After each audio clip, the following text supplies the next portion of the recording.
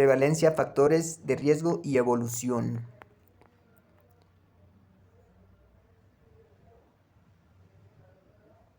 Ok.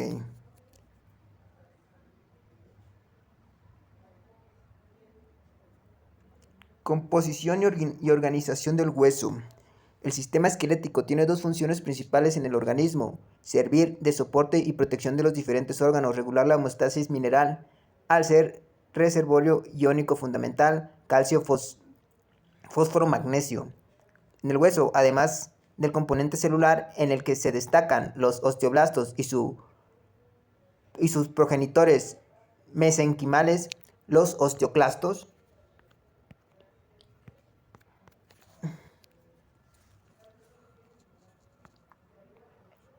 Ok, listo. Perdón,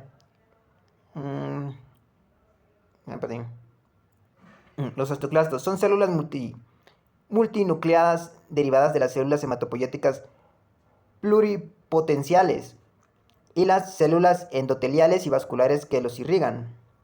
Además de las células hematopoyéticas, en los lugares donde ésta se produce, existe un componente no celular que es la matriz ósea. En dicha matriz también podemos considerar a su vez dos componentes. Uno es la matriz orgánica, formada en el 90% por fibras de colágeno tipo I3,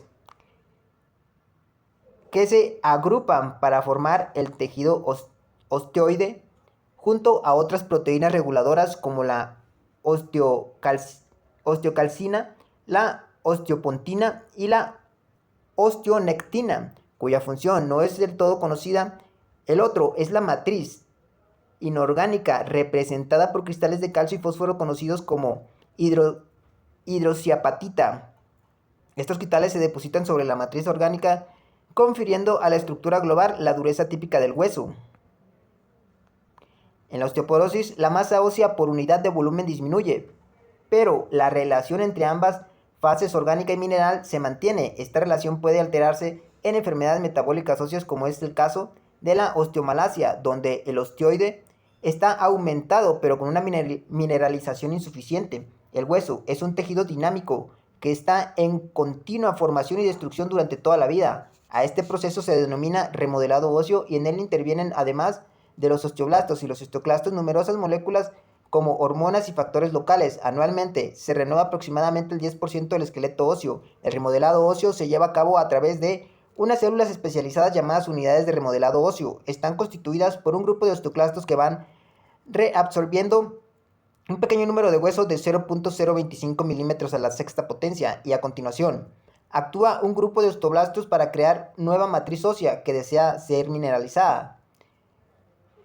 Para la valoración de la estructura ósea hay que tener en cuenta tanto el hueso trabecular o esponjoso como el cortical o compacto. El hueso cortical es un hueso denso o compacto con gruesas capas de osteoide calcificado que se ubica en las diáfisis de los huesos largos y en los platillos vertebrales, así como en la parte externa de todos los huesos del cuerpo. Al contrario, el hueso trabecular está compuesto por numerosas espículas óseas que atraviesan las cavidades medulares de los huesos planos y metáfisis de huesos largos, y abunda en los cuerpos vertebrales. Aunque el 80% del esqueleto está formado por hueso cortical, es el hueso trabecular el que determina más de la mitad de la actividad metabólica del esqueleto. Esto último se debe a que el recambio o actividad metabólica del hueso es un evento de superficie, interfaz entre la matriz y el espacio extracelular. Y la razón, superficie-volumen del hueso trabecular es mucho más alta que la del cortical. Como será discutido más adelante, la osteoporosis puede resultar de la pérdida de hueso cortical trabecular o de ambos.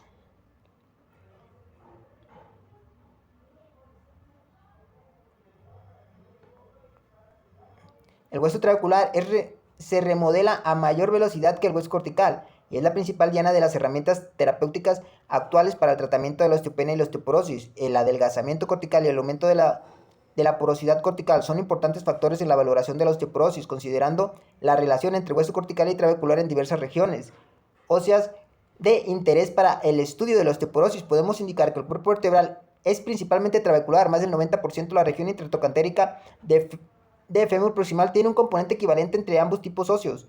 mientras que en el cuello femoral solo el 25% de su composición es hueso trabecular. A lo largo de la vida de una mujer pierde un 50% de su masa ósea trabecular y un 35% de la cortical. En la osteoporosis, el tejido óseo por unidad de volumen es menor de lo normal. No hay cambios bioquímicos, pero histológicamente el hueso trabecular y la cortical son más delgados.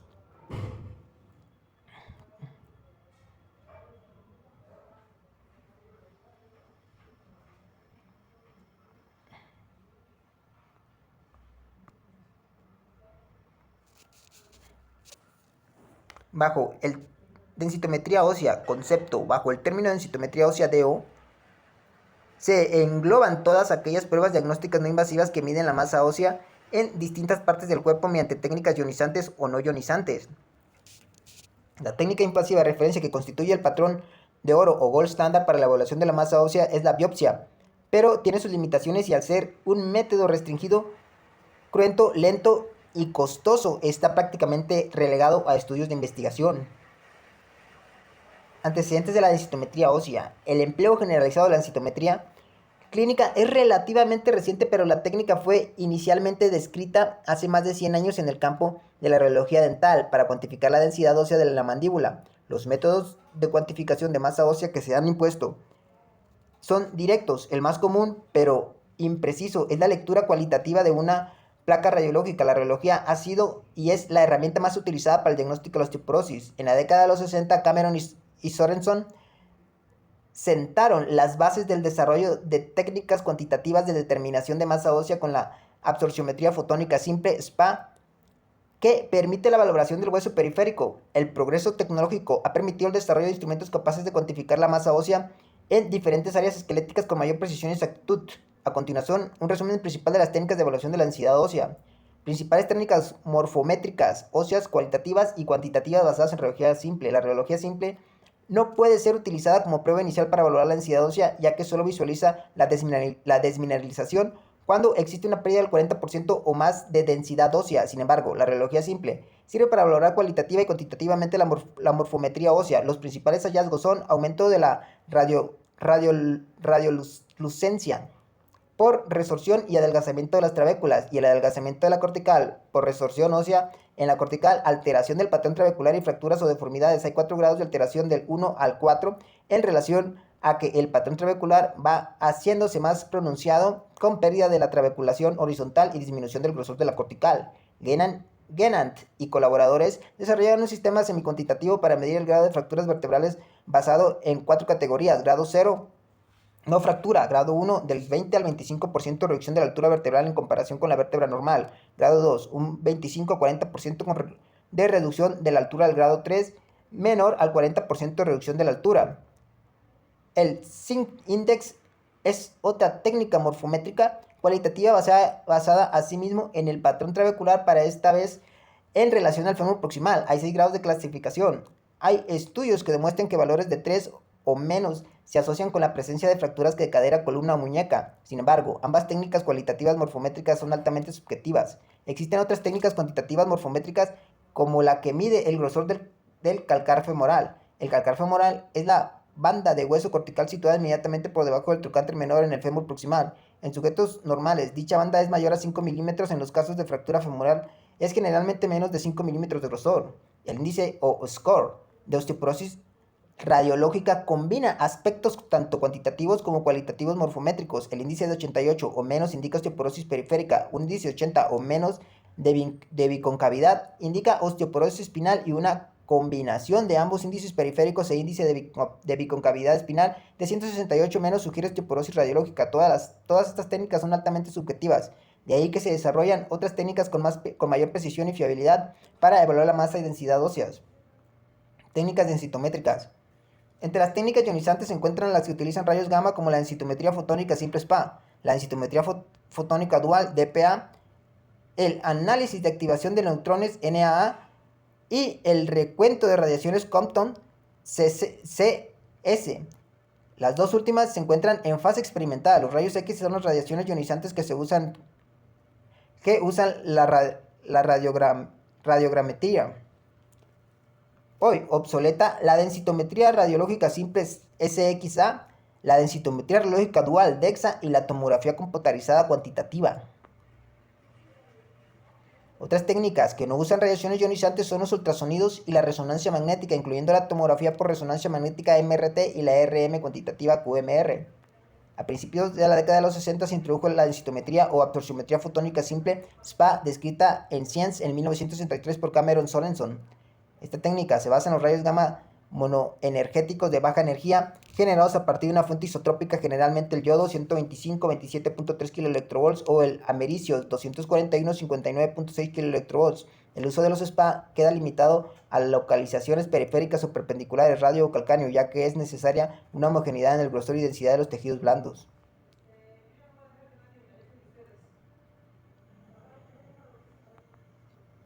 Ok. Estas limitaciones llevaron al desarrollo de equipos con fuentes de radiación más estables que las isotópicas. Los densitómetros óseos radiológicos, estos utilizaban un tubo de rayos X como fuente radiactiva e incluyen la densitometría o absorciometría radiológica simple SXA y la dual DEXA, también denominada radiología digital cuantitativa QDR. Esta última desarrollada a partir del año de 1987 en DXA, en DEXA. El haz de fotones es dual, 70 y 140 kV, permitiendo la diferenciación de la atenuación de los tejidos blandos y la de los óseos. La exploración puede incluir el esqueleto periférico, columna y cadera y el cuerpo entero. Los estudios de columna pueden realizarse tanto en anteroposterior como en proyección lateral. Estos últimos permiten eliminar los efectos producidos por las calcificaciones distróficas. Asimismo, permiten eliminar los elementos posteriores que contribuyen al 47% de la densidad ósea en proyección PA. Es mejor realizarla en decúbito lateral izquierdo que en supino para evitar la superposición de las costillas sobre L1 y L2, de la pelvis sobre L5. Los estudios de columna o fémur proximal duran aproximadamente unos 4 minutos y los de cuerpo entero 20 minutos en modo medio scan y 10 minutos en fast scan. Los valores obtenidos del esqueleto con DEXA se correlacionan altamente con los obtenidos con la DEXA, con lo cual la eficacia es comparable. Los valores DEXA de la columna y del fémur proximal son considerablemente menores que los obtenidos previamente con DPA. Hay también diferencias entre los valores DEXA de los diferentes equipos. Así, los valores generados por el sistema Logic o Norland DEXA son considerablemente menores que los obtenidos con los sistemas Lunar DEXA, ¿no? Que son las tres marcas que avala la Organización Mundial de la Salud. O Logic, que es el más rápido y el más bueno. Norland, solamente he visto uno y es en Perú. DEXA y Lunar. El Lunar es de General Electric, el Prodigy. Aunque existen fórmulas para convertir los valores obtenidos de columna y cadera entre los diferentes sistemas, los resultados nunca son totalmente extrapolables. Por eso es recomendable realizar el seguimiento de cada enfermo en el mismo equipo, con el mismo operador y en la misma clínica. Quizás la principal ventaja de la DEXA en relación al DPA es su mayor precisión expresada en coeficiente de variación. La precisión en sujetos normales es de 0.9% para la columna lumbar y 1.4% para el cuello femoral. La exploración a la radiación es extremadamente baja. Todos los tipos de DEXA scan. La dosis de radiación de la piel durante el estudio de columna de fémur proximal es de 20 a 50 unidades de Sievert. La dosis efectiva biológicamente importante de cuerpo entero es solo de 1 Sievert. La DEXA ha desplazado definitivamente la DPA, además de por su mayor precisión y resolución de la imagen para la disminución del tiempo de la exploración, la menor dosis de radiación, la capacidad de explorar las regiones del esqueleto y un menor coste. También puede realizarse DEXA periférica como utilizan energía dual. No se necesita un baño de agua o gel equivalente al tejido rodeado de la región del esqueleto a estudiar. Ejemplos: equipos DEXA periférica son Lunar Pixie, Norland P-DEXA y Norland Apollo. Entre las otras, SXA, densitometría, absorciometría lógica simple, genera un haz de fotones monoenergético y valora la masa ósea del esqueleto periférico. La eficacia y la precisión de los SXA es comparable a la de SPA. Con el desarrollo de los DEXA portátiles que no requieren un baño de agua o gel equivalente del tejido, los SXA han quedado obsoletos. La tomografía computarizada cuantitativa utiliza rayos X y actualmente es la única técnica que permite diferenciar el hueso trabecular o esponjoso del hueso cortical. tanto en el esqueleto axial como en el periférico. Esta diferenciación es importante ya que variaciones en la cantidad del hueso trabecular, a pesar de que este solo presenta el 20% de la masa ósea total, pueden indicar de forma exacta y precoz cambios óseos por su mayor actividad metabólica en relación con el hueso cortical.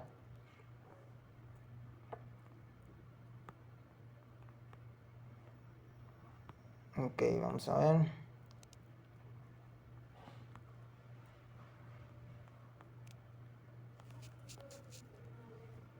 Capacidad diagnóstica de la densitometría ósea. Existen diversos parámetros que evalúan la capacidad diagnóstica de la densitometría ósea. Precisión o fiabilidad. Precision o reliability. Es el grado con que las medidas repetidas de un fenómeno relativamente estable, la masa ósea en este caso, están próximas entre sí y por tanto indican la reproductibilidad de una prueba diagnóstica. La precisión de las técnicas ionizantes descritas es muy alta, 95 a 99%, pero puede verse afectada por factores dependientes del propio sistema de medida, del técnico y del paciente. La precisión de una prueba diagnóstica se calcula a partir de su inverso, el error de precisión, y este habitualmente en forma de coeficiente de variación. Se ve que en las técnicas ionizantes descritas oscila entre 1 a 5%. En 1994 la ISO definió dos subcategorías de precisión: repetibilidad y reproductibilidad. Exactitud o validez, accuracy o validity. Es el grado con que los resultados de una medida de valor de la masa ósea, en este caso, se corresponden con los reales, habitualmente el peso seco de las cenizas óseas, y es la característica de mayor interés para una prueba diagnóstica. La exactitud de las técnicas densitométricas ionizantes descritas es bastante alta, 85-97%. En 1994, la Organización Internacional de Estandarización ISO recomendó el uso del término truenes, veracidad, para describir lo que tradicionalmente se había definido como accuracy. La aplicación de la terminología ISO en densitometría ósea fue recomendada en 2006 por Engelke y Gluer, aunque esta terminología no ha sido totalmente adoptada en Norteamérica. Capacidad pronóstica del riesgo de fractura. A partir de la utilidad clínica de la densitometría ósea como prueba diagnóstica, precisión y validez, esta también se usa como prueba pronóstica y su utilidad radica entonces en la capacidad para la predicción de fracturas.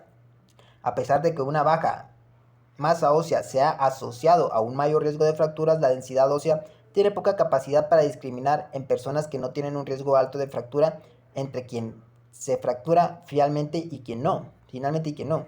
Importancia de la región de medida. La densitometría ósea puede ser realizada dependiendo de la técnica en diferentes zonas como el esqueleto pendicular o periférico, radio, calcáneo, esqueleto axial, columna o cadera.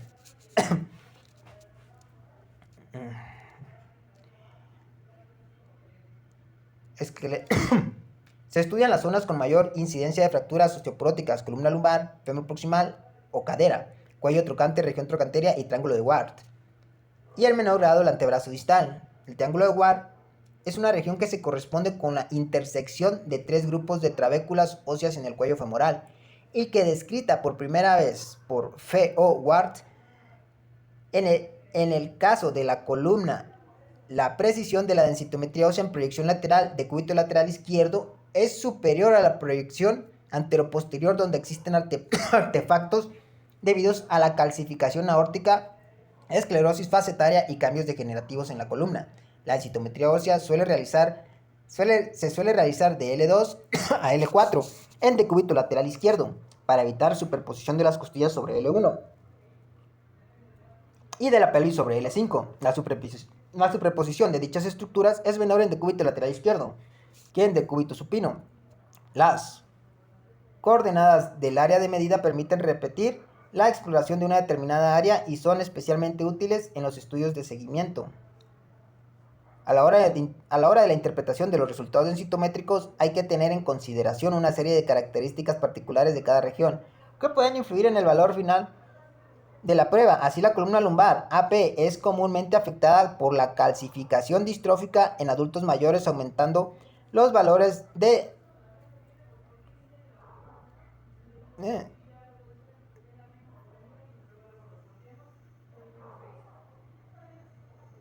y T-score, BMD y T-score. Por encima de 60 años, el porcentaje de mujeres con osteofitos en columna lumbar es de aproximadamente 61%. La calcificación de la aorta, la esclerosis fascitaria y la calcificación de los discos intervertebrales producen también efecto sobre las medidas de la densidad ósea de la columna lumbar AP. Como consecuencia, la columna lumbar AP es menos usada en individuos de 60 a más años, mientras que por debajo de esta edad es la técnica apropiada para el diagnóstico de la osteoporosis con densitometría ósea.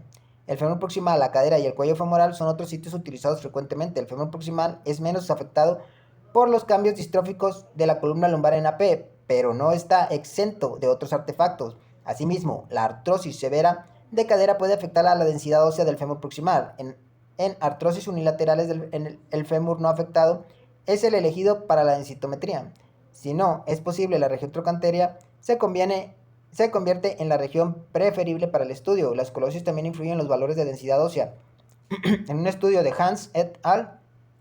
se observó que la densidad del cuello femoral de 4.2% menor en el lado de la convexidad de la columna que en la de la concavidad. Indicaciones de la densitometría ósea con fines diagnósticos.